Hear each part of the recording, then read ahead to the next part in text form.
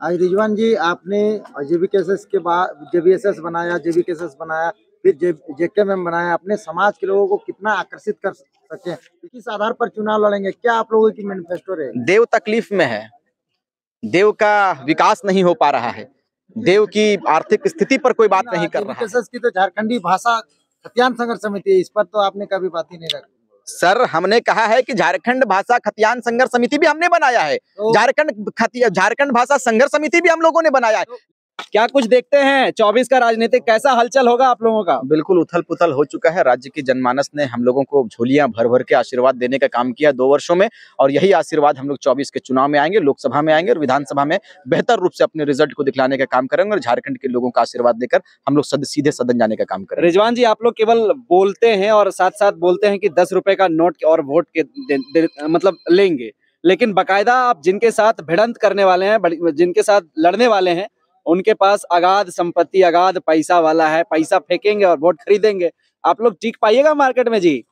देखिए हमने कहा है कि भले ही हम धन बल से पीछे रहेंगे लेकिन जनबल से आगे रहेंगे। जनता का आशीर्वाद हमारे साथ में। हम लोग गरीब का बेटा है, हम लोग किसान का बेटा है। आप देख सकते हैं कि हम लोगों का कोई ऐसा नियत नहीं था कि हम चुनाव में आएंगे, हमारा कोई ऐसा नियत नहीं था कि हम लोकसभा का चुनाव लड़ेंगे, जो कि हम हमारे तस्वुर से भी बहुत ज्यादा दूर था। भाई हमने कभी भी ये क्यास नहीं लगाया था, कभी भी हमने ऐसा सोचा नहीं था कि झारखंड में हम लोग सत्ता में आएंगे, झारखंड के सियासी सरगर्मी को हम लोग बढ़ाने का काम करेंगे। हम लोगों को नियति ने लेकर आया है, और यदि नियति ने लेकर आया है तो ईश्वर भी है, खुदा भी है, भगवान भी है, इसको हम लोगों को मानना होगा। बेहतर होगा और बेहतर की अपेक्षा के साथ में झारखंड के इस कतार में हम लोग चले हैं, झारखंड की इस राह पर चले हैं और बेहतरी की उम्मीद करते हुए हम लोग सिंहासन को प्राप्त करेंगे। कुछ लोगों का कहना है कि रिजवान जी बाकायदा एक प्लेटफॉर्म तलाश कर रहे थे, वो प्लेटफॉर्म मिल चुका है, अब राजनीति करने में आसान होगा। नहीं, हमने, आप हमारे पिछले रिकॉर्ड को उठाकर देखोगे तो झारखंड भाषा संघर्ष समिति हमने बनाया, हम लोगों ने मिलकर बनाया। फिर झारखंडी भाषा खतियान संघर्ष समिति, इनको भी हम लोगों ने ही बनाया। लेकिन हमारा कुछ ऐसा होता है ना कि कुछ हमारी जो क्रांतिकारियों का जो टोला होता है, जो क्रांतिकारियों का जो प्लानिंग होता है, वो आप बता सकते हो कि हमारे पर्दे के पीछे होता है। और मैं नहीं चाहता कि पर्दे के पीछे जो बातें हो वो सार्वजनिक हो, वो आम हो।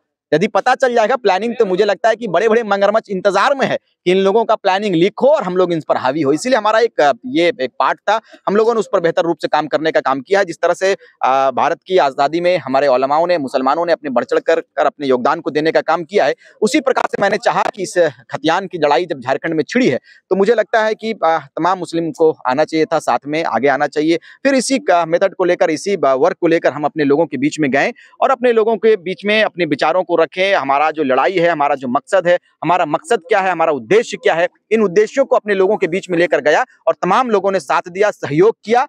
और फिर आज के भी आपके बीच में हम हैं और तमाम लोगों को साथ लेते हुए हमने जयराम भाई के साथ में आया और फिर से कहा कि 2 भाई साथ में आ गए हैं। यही 2 भाइयों का इंतजार था, झारखंड वासियों का इंतजार था कि कब जयराम और रिजवान एक होगा। आज झारखंड वासी हमारे बीच में है, झारखंड की जनमानस खुश है, प्रसन्नता महसूस कर रहे हैं। सारे लोगों ने कहा है कि आप लोगों के ऊपर बहुत विश्वास है और उस विश्वास को आप लोग तोड़िएगा नहीं। तो आप तमाम चैनलों के माध्यम से मैं इस बात को बता देना चाहता हूं कि दिल में बड़ा दर्द होता है।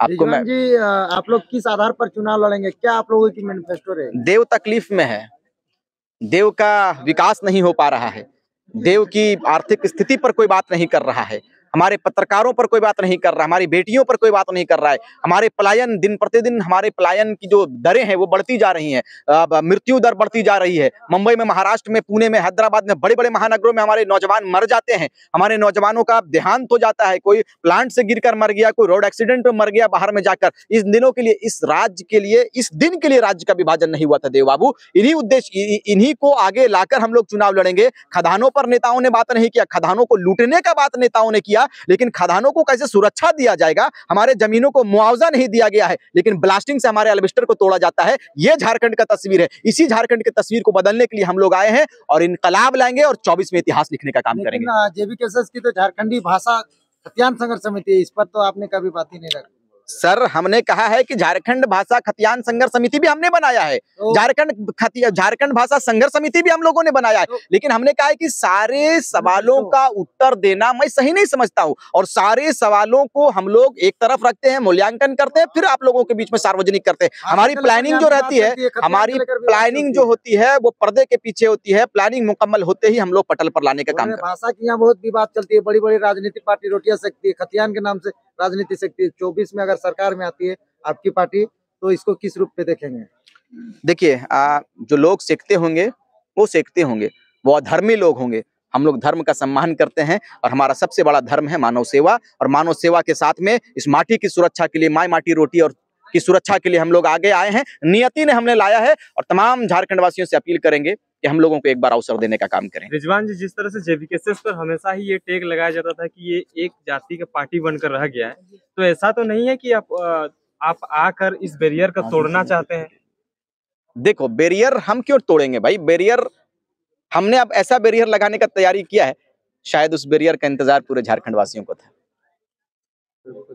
और साथी का प्रश्न और सोशल मीडिया में मैंने एक सवाल किया था कि आप धनबाद लोकसभा की तैयारी कर रहे हैं क्या, और पूरे सोशल मीडिया में आ रही है, तो केंद्रीय कमेटी में क्या निर्णय ले लिया कि रिजवान जी लोकसभा, धनबाद लोकसभा से ही चुनाव लड़ेंगे? अरे मैंने कहा कि ना लोकसभा ना विधानसभा, सबसे बड़ा ग्राम सभा।